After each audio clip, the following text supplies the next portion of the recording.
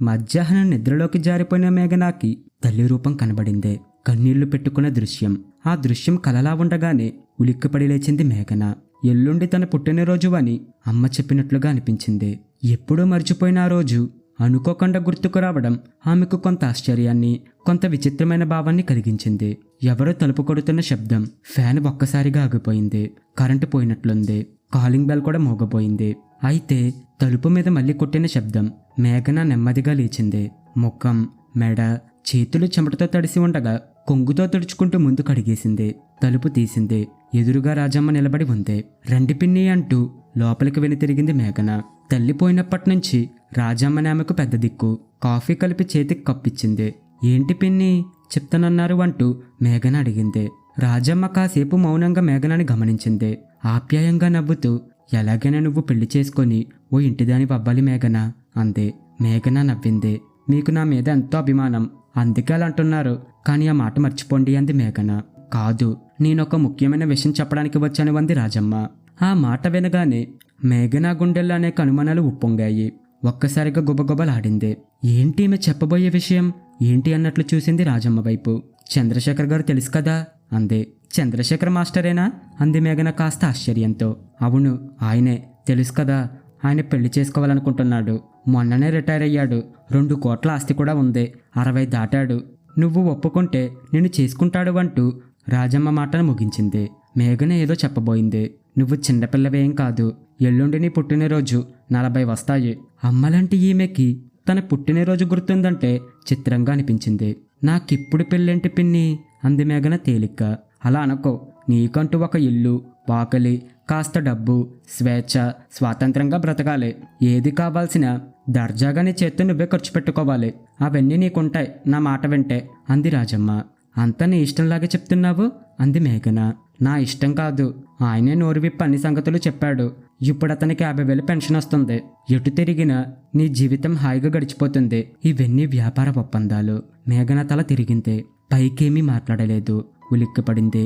ఛీ, అవన్నీ ఎందుకు పిన్ని అంది మేఘన అసహనంగా. అవే కావాలి. ఇక్కడ చూడు, రెక్కల ముక్కలు చేసుకున్నా నీ చేతిలో పైసా ఉండదు. జీతం కోసం నువ్వు అడగలేవు, వాళ్ళు ఇవ్వరు అంది రాజమ్మ కఠినంగా. పోను పోను, నీ కోపిక లేకపోతే కప్పు కాఫీ ఇచ్చేవాళ్ళు ఉండరు. రాజమ్మ మాటలు సాగుతూనే ఉన్నాయి. మేఘనకి కొన్ని వినిపిస్తున్నాయి. వేరే ఆలోచనలు ముసురుతున్నాయి. జీవితం ఒక పెద్ద వ్యాపార సంస్థ. రకరకాల వ్యాపారాలు ఇందులో నడుస్తుంటాయి. అందులో పెళ్లి అనేది ప్రధానమైన వ్యాపారంగా మార్చేశారు. ఎన్నో లావాదేవీలు ఈ వ్యవహారంలో సాగుతూ ఉంటాయి. ఏంటి వింటున్నావా అందామే. మేఘన ఉలిక్కిపడింది. ఆ అంది. అయితే ఆమె ఊరుకోలేదు. కాస్త చాదస్తుడే గాని చెడ్డవాడేం కాదు. భార్య చనిపోయి 10 ఏళ్లు దాటింది. ఇప్పుడు తోడుగా ఉండే తనను చూసుకునే అడదిక్కు కావాలి. కంచంలోకి ఇంత అన్నం వస్తుందని ఆశపడుతున్నాడు. ఇచ్చిపుచ్చుకునే వ్యాపార సంస్కృతికి ఇదొక ప్రతీక. పడి ఉండి పనిచేసే మనిషి భార్య రూపంలో ఉండాలి. కానీ పిన్ని, ఇదంతా నాకు ఎలాగోలా ఉంది. అలాంటి విషయాలు ఆలోచించే స్థితిలో లేను. నువ్వు ఊరుకో. నీ మంచి కోరేదాన్నని నా మీద నమ్మకం ఉంది కదా. రాజమ్మ సూటిగా మేఘన కళ్ళలోకి చూసి అడిగేసరికి ఆమె తడబడింది. అయ్యో పిన్ని, మీకంటే నాకెవరూ లేరని మీకు మాత్రం తెలియదా అంది మేఘన. అందుకే నేను చెప్పినట్టు విను. అయినా నువ్వు ఈ రాత్రికి ఆలోచించుకో, సానుకూలంగా ఆలోచించు అంది రాజమ్మ గంభీరంగా. అతని వల్ల నీకొచ్చే కష్టం ఏం ఉండదు అని కొంచెం ఆగి, మొన్న జరిగింది చూశాక నేను మరీ ఇదైపోయాను అంది రాజమ్మ చివరగా. మేఘన మనసులోనూ మొన్న జరిగిన అవమానం ఒక్కసారిగా బొగ్గుమంది. పెళ్లి అనే విషయం ఆమె జీర్ణించుకోలేకపోయినా తనకేమాత్రం గౌరవం లేని చోట ఉండకూడదని అనిపించింది. మీ మాట మీద గౌరవం, నమ్మకం తప్పిస్తే నాకు ఈ వ్యవహారం మీద పెద్దగా ఇంట్రెస్ట్ కలగడం లేదు అంది మేఘన. కలిసి వస్తే అన్ని ఇంట్రెస్ట్లు అవే వస్తాయి అంటూ రాజమ్మ వెనుతిరిగి అనిపించి మరి వెళ్ళింది. 25 ఏళ్ల క్రితం అప్పుడు మేఘన 15 ఏళ్ల చిన్నారి. 10వ తరగతి పాస్ అయి ఉత్సాహంగా పరుగులు తీస్తూ ఏదో సాధిద్దామని కోరికతో ముందుకు సాగుతుండగా బొమ్మగా ఉన్న జీవితం బొరిసైపోయింది. తండ్రి యాక్సిడెంట్లో చనిపోవడం, ఆ బెంగతో తల్లి మంచమెక్కడం, మేఘన పెద్దపిల్ల కావడం, తమ్ముణ్ణి చెల్లెల్ని, మంచం దిగలేని తల్లిని సంరక్షించవలసిన బాధ్యత ఆమె మీద పడిపోయాయి. ఇంటి పనులు, బయట పనులు చేస్తూ ఆర్థికపరమైన ఇబ్బందుల వల్ల ఎలిమెంటరీ స్కూల్లో చిన్న జీతానికి టీచర్గా డబ్బు సంపాదించి కుటుంబాన్ని నడిపించవలసిన స్థితి. వచ్చి రాని చదువుతో చాలని జీతానికి జీవితం తాకట్టు. ఆ తర్వాత అంతా పాతకదే. తమ్ముడు బాగా చదువుకొని మంచి ఉద్యోగం సాధించి దండిగా కట్నం తీసుకొని పెళ్లి చేసుకున్నాడు. ఎంసీఏ చేసిన చెల్లెలు ఉద్యోగంలో చేరిన 3 నెలలకే కొలిగ్ని ప్రేమించి పెళ్లి చేసుకుని ఆనందంగా స్థిరపడిపోయింది. తల్లి దాటిపోయింది. మేఘనాకి పెళ్లి వయసు దాటిపోయింది. తమ్ముడు పిల్లల్ని కొంతకాలం, చెల్లెలి పిల్లల్ని కొంతకాలం సాకి వాళ్ళు స్కూల్కి వెళ్ళే స్థితికి తీసుకొచ్చింది. ఈ సేవల్లో ఉన్న ఆ చిన్న ఉద్యోగం కాస్త ఊడిపోయింది. ఉద్యోగం ఊసి వచ్చినప్పుడల్లా నీకా ఉద్యోగం పోతేనేం, మేమిస్తుంటే జీతమని ప్రగల్భాలు పలికేవారు. అదే డబ్బు విషయంలో మాత్రం గట్టిగా పట్టుదలతో ఉండేవారు. మేఘనకు ఎప్పుడైనా డబ్బు అవసరం వస్తే 100 లెక్కలు వేసి 1000 కారణాలు చెప్పి చివరికి అసంతృప్తి ముఖాలతో అనుకున్న మొత్తం సగమే చేతిలో పెట్టి మళ్ళీ ఇస్తాంలే అంటూ గడుపుతూ ఉండేవారు. ఆ రోజు రాజమ్మ ఇంట్లో మేఘనాను కలిసి చంద్రశేఖర్ నేరుగా మాట్లాడాడు. ఇదిగో అమ్మాయి, ఈ వయసులో పెళ్లి అనగానే అందరూ ఆక్షేపిస్తారు, నిజమే. కానీ వయసు పెరిగే కొద్దీ నాకు తోడు కావాలనిపిస్తుంది. నువ్వంటే నాకు అభిమానం. నీకు ఒక నీడ కావాలని భావించాను. అందుకే మా రాజమ్మ అక్కయ్యతో విషయం చెప్పాను. నువ్వు నాకు నీడలా ఉంటావనిపించింది. ఆరోగ్యంగా ఉన్నప్పుడు ఓ తోడు, అలసిపోయినప్పుడు ఓ సహాయం. ఇంతకు మించి నాకేమీ కావాలి అనుకోను. నాకు పిచ్చి పిచ్చి ఆలోచనలు ఉంటే ఎప్పుడో ఓ చిన్నదాన్ని చూసి పెళ్ళాడేవాణ్ణి. మా ఆవిడ పోయిన ఏడాదికి చాలామంది వచ్చారు పిల్లనిస్తామని. నాకు ఇష్టం లేకనే చేసుకోలేదు. ఇదిగో చూడు, నువ్వు నాకు తోడు, నేను నీకు నీడ. నువ్వు నాకు సేవ చేస్తావు, నేను నీకు రక్షణ ఇస్తాను, స్టేటస్ ఇస్తాను, నా భార్య స్థానం ఇస్తాను. నాకు మరీ చిన్నపిల్లని చేసుకోవడం ఇష్టం లేదు. నువ్వు కష్టసుఖాలు తెలిసిన దానివి. రాజమ్మ అక్కయ్య నీ గురించి అంతా చెప్పింది. నాకిద్దరు మగపిల్లలు, ఒకడు అమెరికాలో, ఇంకొకడు ఆస్ట్రేలియాలో. వాళ్ళు నా సంగతి పట్టించుకునే పరిస్థితి లేదు. నేను కూడా వాళ్ళ దగ్గరకు వెళ్ళాలని ఉద్దేశం లేదు అని చంద్రశేఖర్ గుక్క తిప్పుకోకుండా మొత్తం సంగతులన్నీ వివరంగా చెప్పాడు. చాలాసేపు మాట్లాడి చివరికి ఆమె పెట్టిన స్వీట్స్ తిని కాఫీ తాగి వెళ్ళిపోయాడు. మేఘన అన్ని వింటూ కూర్చుంది. ఆమె మాట్లాడిందేమీ లేదు. అవును, నిజమే లాంటి మాటలే చెప్పింది. అంతే. అతను అటు ఇటు అయినా సగం పెన్షన్ వస్తుంది. నువ్వున్నంతకాలం ఎవరిని దేహి అని అనక్కర్లేదు. ఉన్న ఫ్లాట్ని నీ పేర రాయించిపోచి నాది. రాజమ్మ ముక్తాయింపు ఇచ్చి వదిలింది. రాజమ్మ మాటలోని అపశృతులను పక్కకు పెట్టి మేఘన ఒక్కటే అనుకుంది. తను సాహసించి ఒక్కరితే బతకడానికి బయటకు వెళ్ళలేదు. ఇంట్లోంచి బయటపడ్డానికి ఇదో మార్గం. మేఘన అంగీకారం తెలిపింది. ఇంట్లో తమ్ముడు చెల్లెలు అవాక్కైపోయారు. మరదలో నోరు మెదపలేదు. మరిది మాత్రం ఎవరి జీవితం వారిది, ఆమె ఇష్టం ఆమెది అన్నాడు. వారం రోజుల్లో వెంకటేశ్వర స్వామి గుడిలో వారి పెళ్లి జరిగిపోయింది. ఇద్దరిని ఆశీర్వదించడానికి వచ్చిన వారు అటు ఇటు 15 మంది మాత్రమే. మరదలు ఒక బెంగాల్ కాటన్ చీర కొనిచ్చింది. రాజమ్మ ఆశ్చర్యంతో నోరు తెరిచింది. చెల్లెలు మాత్రం కంచి పట్టు చీర కొనిచ్చింది. చంద్రశేఖర మాస్టర్తో కలిసి ఆ ఇంట్లో అడుగు పెడుతుంటే మేఘనకి చాలా విచిత్రంగా అనిపించింది. ఇది కళా నిజమానే అనుమానం కలిగింది.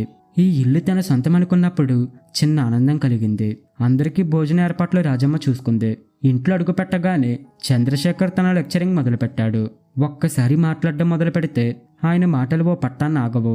తను అనుకున్నవన్నీ వివరంగా చెప్పే గాని వదలడు. ఇదిగో చూడండి, నీ చెప్పే 4 మాటలు మీ నలుగురైన వెంటే నాకు తృప్తి. ఆమె నాకు తోడు, నేను ఆమెకు నీడ, అంతే. అంతకు మించేమీ లేదు. చూసారా ఈ మంచాలో? ఆ మూలొకటి ఈ మూలొకటే. వేరే చెడు భావాలతో నేను పెళ్లి చేసుకోలేదు.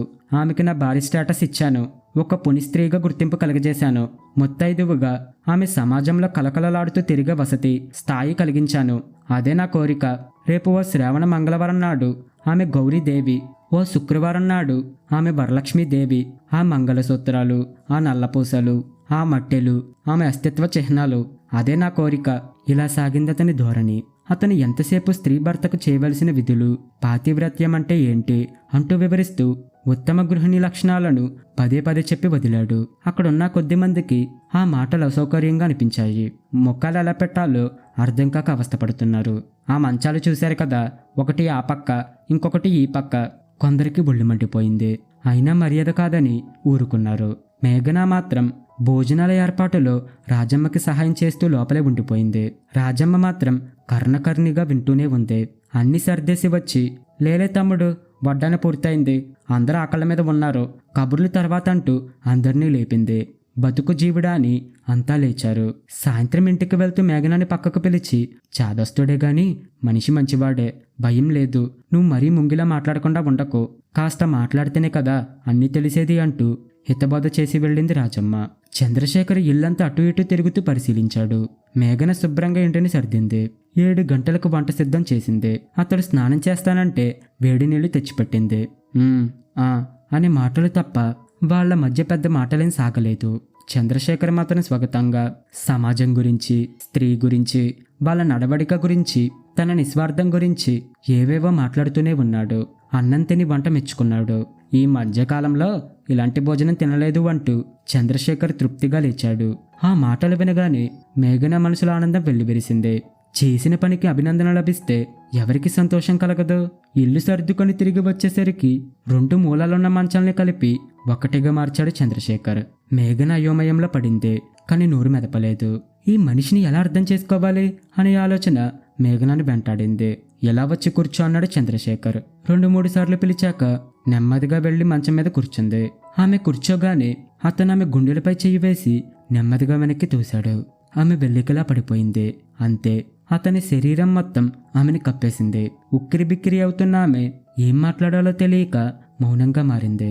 అంతలోనే అతను పనిలో పడిపోయాడు.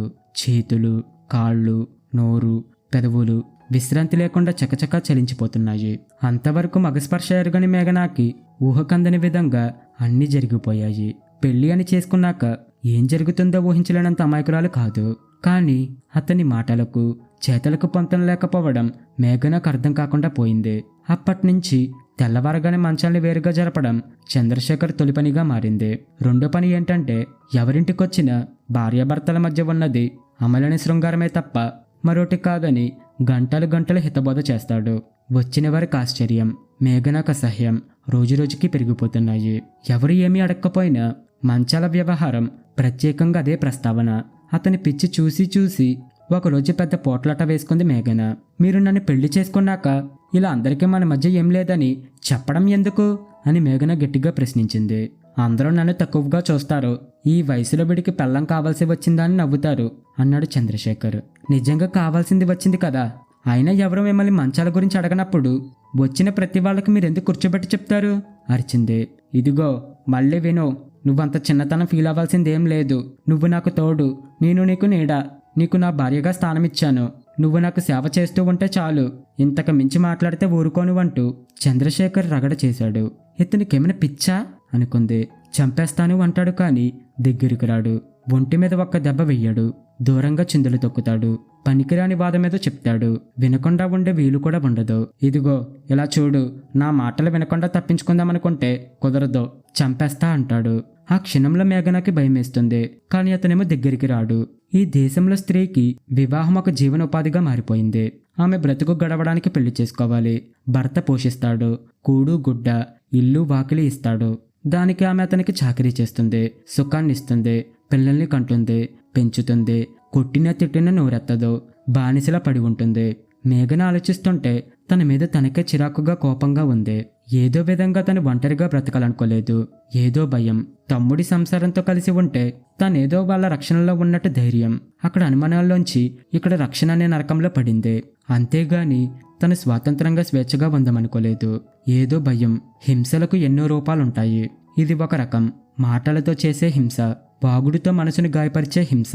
ముఖ్యంగా ఆడవాళ్ళు ఇలా అభిప్రాయానికి సంస్కృతి అనే రంగులు పులుముతాడు. ఇంకాస్త బొట్టు పెద్దదిగా పెట్టుకో, కుర్రదానిలా సిల్కు చీరలు వద్దు అంటాడు. చూసేవాళ్లంతా మేఘన మెడలో లావుపాటి సూత్రాల గొలుసు, 2 వరుసల నల్లపూసలు, చేతులకున్న బంగారు గాజులు చూసి ఆమె జాతకం తిరగబడిపోయిందని, ఇదే రక్షణ, ఇదే తోడు, ఇదే నీడ, ఇదే సంసారం, స్త్రీ జీవితానికి ఇదే పరమవాది అని తనను తాను నమ్మించుకోవాలని ప్రయత్నించిన మేఘనకి ఊపిరి ఆడడం లేదు. ఈ 3 నెలల్లో ఆమె 3 జన్మల అనుభవం పొందినట్లు అనిపించింది. ఏంటా ముద్దు నిద్ర, లేలే, సంసారమైన ఆడది సూర్యుడు ఉదయించకుండా లేవాలి. చంద్రశేఖర్ మాటలతో లేచింది మేఘన. లేస్తుంటేనే కళ్ళు తిరిగాయి. కడుపుల వికారం తిప్పేసింది. 10 రోజులుగా మనసులో పట్టి పీడిస్తున్న అనుమానం ఒక్కసారి పెనుభూతమై భయపెట్టింది. డాక్టర్ కుమారి అంతా వింది. మేఘనకి చిన్ననాటి స్నేహితురాలు కుమారి. అందువల్ల మేఘనకి వైద్యపరమైన విషయాలే కాకుండా సంసారం గురించి కూడా స్నేహితురాలితో మనసు విప్పి చెప్పింది. అయితే ఇప్పుడు ఏం చేయాలనుకుంటున్నావు అని కుమారి ప్రశ్నించింది. ఆయన అబార్షన్ చేయించుకోమని ఒత్తిడి చేస్తున్నాడు. కానీ నాకు మాత్రం ఈ బిడ్డని కనాలని ఉంది. అయితే వెనకడుగు వేసే అవసరం లేదు. నువ్వు సంతోషంగా బిడ్డని కనిపించుకో. కానీ నేను ఒంటరిగా ఏం చేయలేనుగా. పిచ్చిగా మాట్లాడకు. భయపడుతూ కూర్చుంటే భయమే. ఇక్కడ కాదని అక్కడికి, అక్కడ కాదని మరో చోటకి తిరుగుతూ ఉంటే ఎక్కడైనా నేను భయపెట్టి తరిమి కొట్టేవారు ఉంటారు. ఇప్పుడు ఇంట్లో నీకు సర్వహక్కులు ఉన్నాయని గ్రహించుకో. అక్కడికి పోతానో ఇక్కడికి పోతానో అనుకో. ఇది నిజంగా సాధ్యమేనా? కుమారి ధైర్యంగా తలూపింది. అవును, పూర్తిగా సాధ్యం. నేను నీకు అండగా ఉంటాను. మెడికల్ పరంగా నీ ఆరోగ్యాన్ని నేను చూసుకుంటాను. నీ వయసును బట్టి 3 నెలలు బెడ్ రెస్ట్ అవసరం కావచ్చు. కానీ నువ్వు ధైర్యంగా ముందుకు సాగు. మళ్ళీ కుమారి అందే. ఎన్నాళ్ళు నీ కోసం బతికావో లేదో, ఇప్పుడు మాత్రం నువ్వు కనబోయే బిడ్డ కోసం బతుకు. అది ధైర్యంగా బ్రతుకు. నీకేం పర్వాలేదు. మేఘన నిటారుగా లేచి నిలబడింది. ఎన్నిసార్లు చెప్పినా నీకు అర్థం కావడం లేదే? నేను నిన్ను తోడుగా నీడగా ఉండాలని పెళ్లి చేసుకున్నాను. కానీ పిల్లలు కనడానికి, వాళ్ళని లాలించడానికి కాదు. చంద్రశేఖర్ స్వరం కఠినంగా మారింది. ఆ స్థాయిలో అతనికి జవాబు చెప్పాలి అనిపించలేదు. మౌనంగా ఉండాలి అని అనిపించలేదు.